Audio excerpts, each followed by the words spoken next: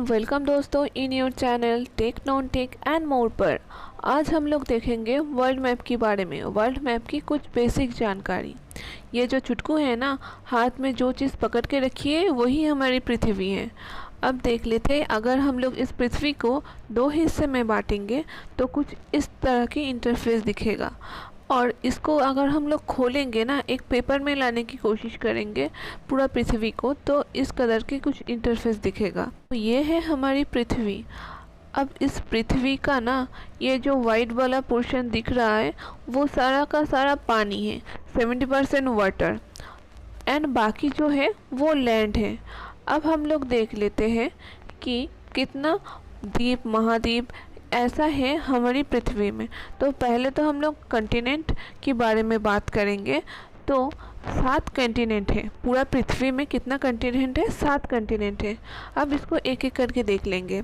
जो ये वाला कॉन्टिनेंट है ना, ये है नॉर्थ अमेरिका, ये है साउथ अमेरिका।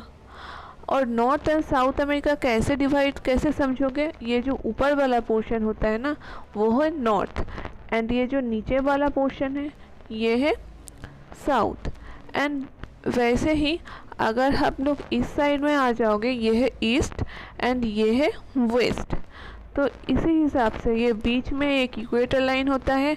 इसी हिसाब से अमेरिका का 2 भाग में बांटा जाता है। ये है नॉर्थ क्योंकि ये नॉर्दर्न हेमिस्फीयर में पड़ती है, ये है साउथ क्योंकि ये साउदर्न हेमिस्फीयर में पड़ती है। तो ये हो गया 2 कंटिनेंट। और बाकी का देखते हैं।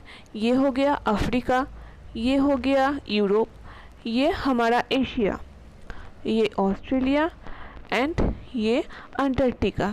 ये हो गया हमारा 7 कंटिनेंट। अब इस सारी कंटिनेंट को एंड इक्वेटर लाइन को अच्छे से समझ लेते हैं दूसरी मैप पे। इसे देख लेते हैं। North America 1, south America 2, Africa 3, Europe 4, Asia 5, Australia 6 and Antarctica 7। ये हो गया 7 कंटिनेंट। अब देख लेते हैं सबसे बड़ा कॉन्टिनेंट कौन सा है। आप लोगों को भी दिख रहा है, एशिया है सबसे बड़ा कंटिनेंट। सबसे छोटा कंटिनेंट कौन है? ऑस्ट्रेलिया। अगर यही क्वेश्चन ऐसे पूछ लिया जाए, सबसे बड़ा कॉन्टिनेंट कौन सा है एंड जिसमें कि पॉपुलेशन भी ज़्यादा हो, पॉपुलेशन वाइज सबसे बड़ा कॉन्टिनेंट कौन सा है? वो है एशिया। एंड पॉपुलेशन वाइज सबसे छोटा कॉन्टिनेंट कौन सा है? वो है ये अंटार्कटिका, पॉपुलेशन वाइज सबसे छोटा कॉन्टिनेंट। अब कुछ और पॉइंट भी डिस्कस कर लेते हैं। मैप में जो लाइन खींची होती है ना, वो क्या होता है? जो ये मिड से जो लाइन जाती है ना, इसको हम लोग इक्वेटर बोलते हैं। इससे ऊपर जो लाइन जाती है ना, उसको हम लोग टॉपिक ऑफ कैंसर कहते हैं। एंड इससे जो नीचे जो लाइन जाता है ना, उसको हम टॉपिक ऑफ कैप्रिकॉर्न कहते हैं। इक्वेटर से ठीक ऊपर 23.5 डिग्री नॉर्थ पर जो होती है वो topic of cancer, and 23.5 degree नीचे में जो होती है वो होती है क्या? Topic of Capricorn. अब इससे भी ऊपर होती है ना, इस इक्वेटर के नॉर्थ में 66.5 डिग्री नॉर्थ, ये है आर्कटिक सर्किल। और नीचे वाला 66.5 डिग्री साउथ, जिसको हम लोग अंटार्कटिक सर्किल कहते हैं। ये आर्कटिक ओशन है ना, तो याद रखना ऊपर में जो सर्किल जाती है ये आर्कटिक सर्किल, और नीचे वाला ये अंटार्कटिक है ना, तो नीचे वाला ये अंटार्कटिक सर्किल हो गया। लाइन है ना, सारा लाइन ना खींची नहीं है, ये हम लोग हमारी मतलब सुविधा के लिए बना लिए हैं। जैसे कि जहाँ पर ज़्यादा बारिश होती है, ये इक्वेटर वाला लाइन है ना, जो यहाँ पर कॉन्टिनेंट या कंट्री आती है, तो यहाँ पर सबसे ज़्यादा बारिश होती है। अमेज़न भी यहाँ पर ही है सबसे ज़्यादा बारिश होने की वजह से। तो यहाँ पर हम लोग ऐसे खींच लिए हमारी सुविधा के अनुसार, कौन सी चीज़ कहाँ पर होती है ना होती है, इसकी एक रेंज मतलब देखने के लिए हम लोग ये सारा कुछ कर दिए। तो ये जो topic of cancer and Capricorn के बीच में जो ये एरिया होता है ना, इसमें सोलर लाइट सबसे ज़्यादा पड़ती है, इसमें सबसे ज़्यादा पड़ती है। एंड इसके ऊपर जाओ तो भी ठंडी है, एंड इसके नीचे जाओ तो भी धीरे धीरे ठंडी बढ़ती है। सोलर लाइट गिरने की वजह से ना सबसे ज़्यादा जो पावर प्लांट होती है ना, जो कि सोलर वाला होती है, वो इसी रीजन में देखने को मिलेगा।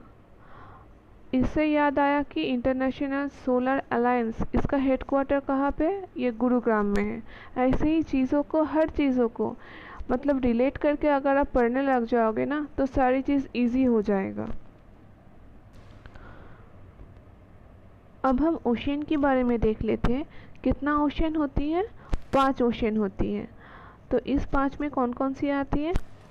ये एक हो गया स्पेसिफिक ओशियन, 2 हो गया इंडियन ओशियन, 3 हो गया आर्टिक ओशियन, 4 हो गया अंटार्कटिक ओशियन, एंड ये 5 वाला ओशियन जो यहाँ पर लिखी नहीं थी, मैंने लिख दिया, ये है साउदर्न ओशियन। अच्छा, ओशियन एंड जो होती है ना, वो महासागर होती है।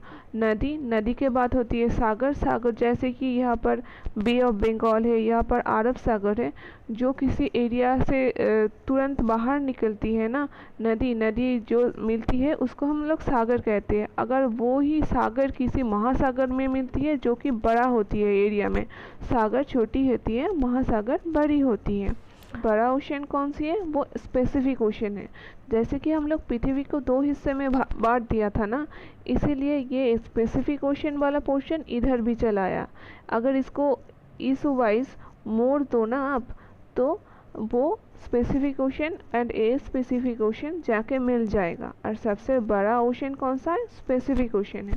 अब इसी स्पेसिफिक ओशन को ऐसे भी कहा जाता है, देखो ये इक्वेटर की लाइन है ना, इस इक्वेटर की लाइन में ये ओशन ना नॉर्दर्न साइड में पड़ती है, तो इसको नॉर्थ स्पेसिफिक ओशन, इसको साउदर्न स्पेसिफिक ओशन, ऐसे ही नाम दिया हुआ है और कुछ नहीं। वर्ल्ड मैप के बारे में कुछ बेसिक सी जानकारी मैं कम समय में आपको ज़्यादा से ज़्यादा कंटेंट प्रोवाइड करती हूँ।